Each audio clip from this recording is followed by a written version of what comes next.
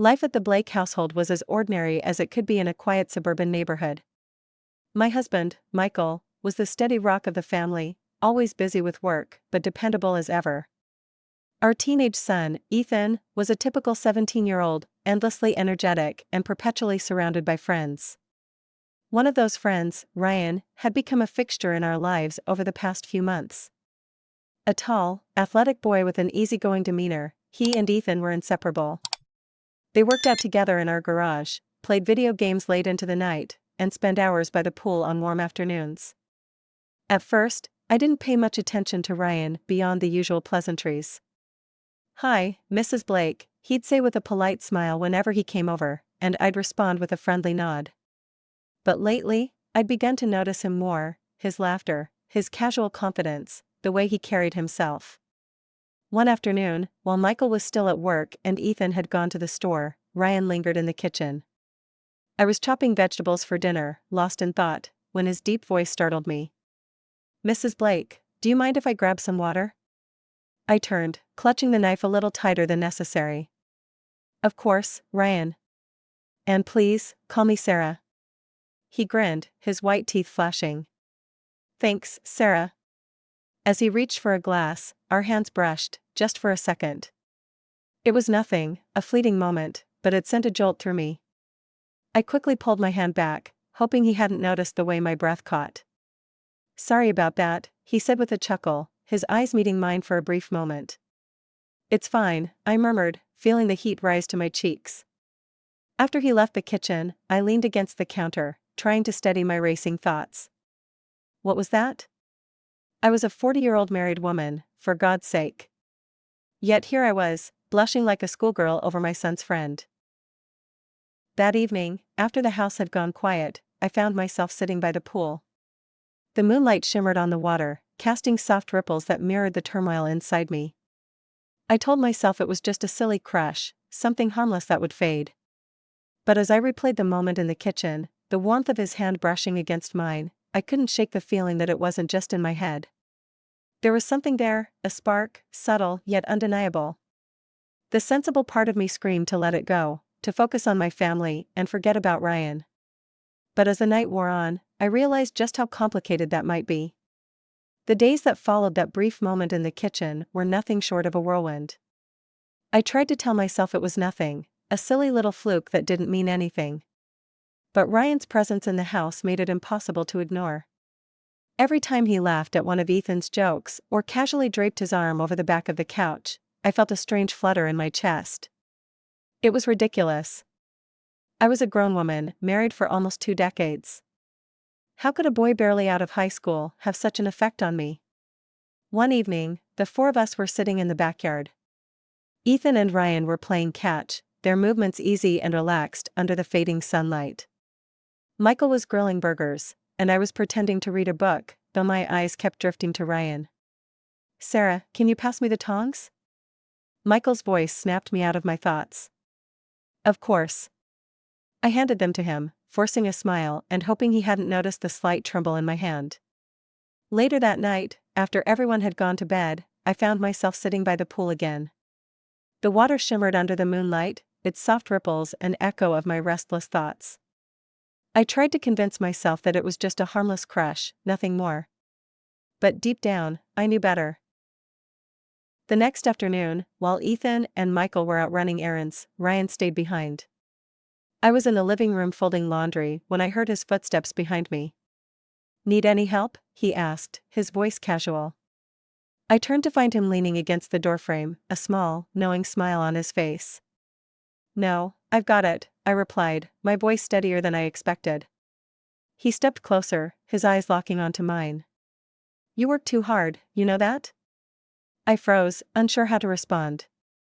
No one had said something like that to me in years, not in a way that felt sincere. "It's just what I do," I said with a small shrug, turning back to the laundry.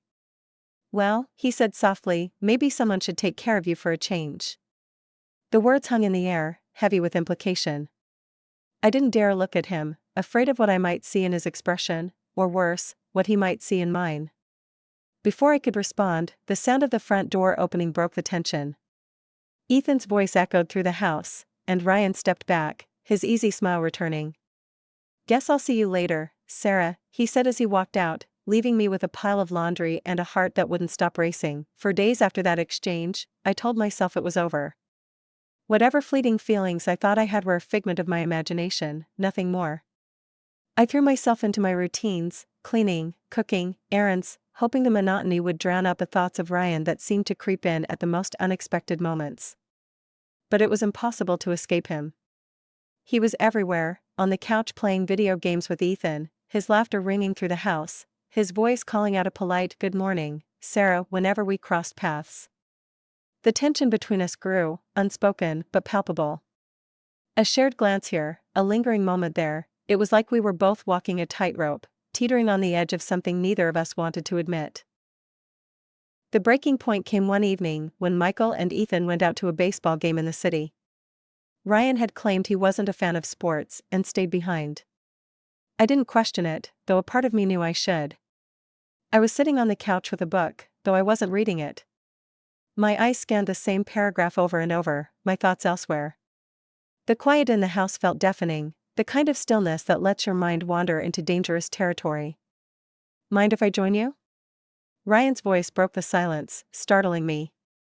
I looked up to find him standing in the doorway, a glass of water in hand. "Of course," I said, my voice softer than I intended. He sat down beside me, closer than he ever had before. The space between us seemed charged, every breath heavy with unspoken words. "You seem nervous," he said after a moment, his tone gentle. "I'm fine," I lied, though my hands betrayed me, trembling slightly as I turned the page of my book. Ryan reached out, his fingers brushing against mine as he took the book from my hands and set it on the coffee table. "You don't have to pretend with me, Sarah." The sound of my name in his voice, stripped of the formality, the pretense, sent a shiver through me. I turned to face him, my resolve crumbling under the intensity of his gaze. "I can't," I started, but the words caught in my throat. "You can," he said, his voice steady. "I know you feel it too." In that moment, the weight of weeks of restraint and denial came crashing down. I leaned in, and he met me halfway. When our lips touched, it was as though a dam had broken, a flood of emotions I hadn't allowed myself to feel in years washing over me. His hands cupped my face, strong yet gentle, pulling me closer. I melted into him, every rational thought slipping away. For the first time in a long time, I felt seen, desired, alive. When we finally pulled apart, the reality of what had just happened began to sink in. I looked at Ryan, his expression unreadable, and I felt the first pang of guilt creeping in. "This can't happen again," I whispered, though the words felt hollow even as I spoke them. He reached out, brushing a strand of hair from my face. "You don't mean that," he said softly. I wanted to argue, to tell him he was wrong, but I couldn't. Deep down, I knew he was right. The days after that night blurred into a whirlwind of stolen moments and heavy guilt. I told myself it would stop, that it had to stop. But each time Ryan looked at me, with that unshakable confidence and quiet intensity, I found myself powerless to resist. We found ways to be alone, even when the house was full. A lingering touch in the hallway as we passed, hushed conversations in the kitchen while Ethan and Michael were distracted, stolen kisses behind closed doors. It was reckless, exhilarating, and utterly consuming. But the thrill of sneaking around came with its price. Paranoia became my constant companion. Every glance from Michael felt like suspicion. Every question from Ethan felt like an accusation. One afternoon, as I was tidying up the dining room, Michael walked in holding a gray hoodie. "Is this Ryan's?" he asked, raising an eyebrow. "Yes," I said quickly, my heart pounding. "He must have left it after dinner."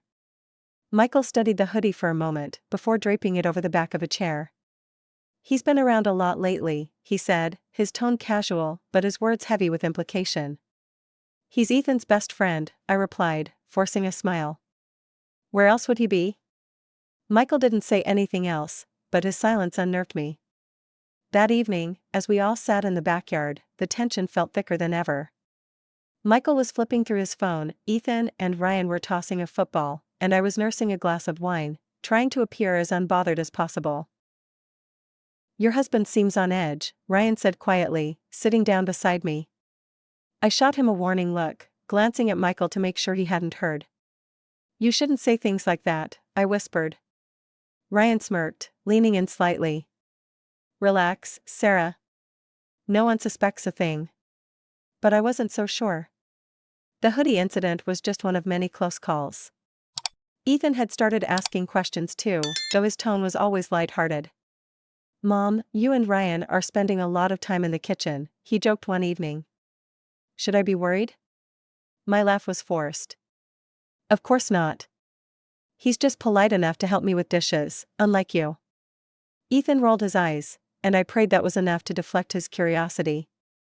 The cracks in my carefully constructed facade were growing. Late one evening, while Michael was working in his home office, I sat in the living room with Ryan. "You're distracted," he said, leaning back against the couch. "I'm just tired," I lied, avoiding his gaze. "Sarah," he said softly, his voice pulling my attention to him. "You're overthinking this. Everything's fine." But everything wasn't fine. The guilt was eating away at me, and the fear of being caught loomed over every stolen moment. "This has to stop," I said, my voice trembling. "We can't keep doing this." Ryan reached for my hand, his touch both comforting and dangerous. "Do you really want it to stop?" His question hung in the air, heavy and unanswerable. Before I could respond, the sound of Michael's chair scraping in his office jolted me back to reality. I pulled my hand away, standing abruptly. "You should go," I said, my tone more forceful than I intended. Ryan hesitated, searching my face for a moment before nodding. "Good night, Sarah," he said quietly, before leaving the room.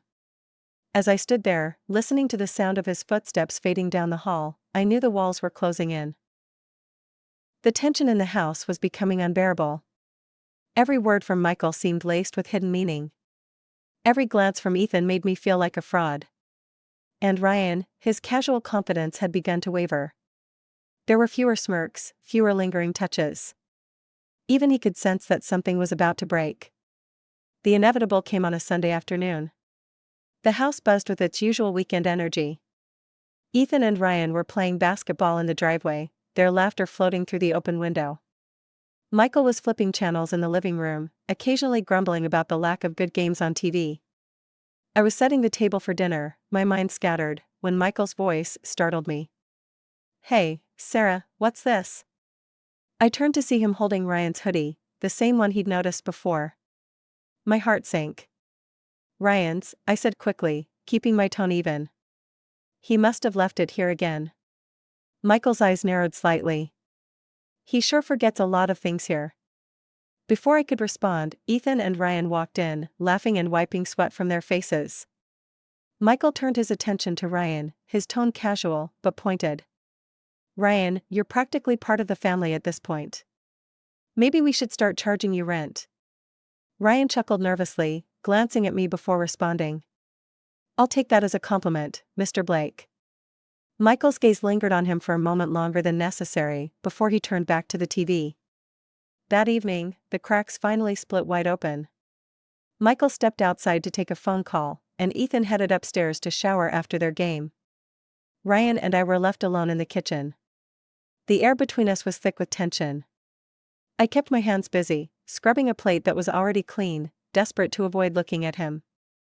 "This has to stop," I whispered, my voice barely audible over the sound of running water. "Sarah." "No," I interrupted, setting the plate down with a trembling hand. "This is wrong, Ryan. We've crossed a line that we can't uncross." Before he could respond, the back door swung open, and Michael walked in. He froze, his eyes darting between the two of us.